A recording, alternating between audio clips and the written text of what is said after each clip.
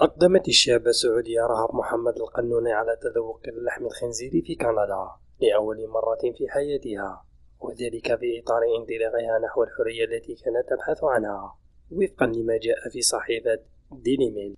ونشرت رهف صورتين لها في صفحتها على سناب شات خلال تواجدها في أحد المطاعم في مدينة تورنتو، إحداهما وهي تحمل قهوة من ستاربكس وتظهر فيها بفستان قصير جدا، والأخرى صورة لطبق من اللحم علقت عليه يا إلهي إنه لحم خنزير مقدد. وهذه ليست المرة الأولى التي تنشر فيها رهف محمد التي قررت التخلي عن لقبها القانوني بعد تبرؤ عائلته منها صورا من هذا النوع، حيث سبق لها أن شاركت متابعيها على موقع تويتر صورا لها أثناء مغادرتها لتايلاندا باتجاه كندا وبحوزتها كأس من المشروب الأحمر. توقع معلقون أنه نبيذ. كما قالت وسائل الإعلام إن الشابة السعودية أعربت عن رغبتها في التخلي عن الإسلام، وتقول رهف إنها تعرضت للعنف الجسدي والنفسي من عائلتها، الأمر الذي دفعها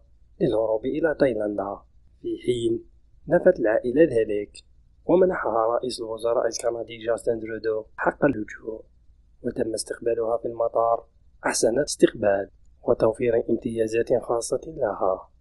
المصدر صحيفة ديلي ميل.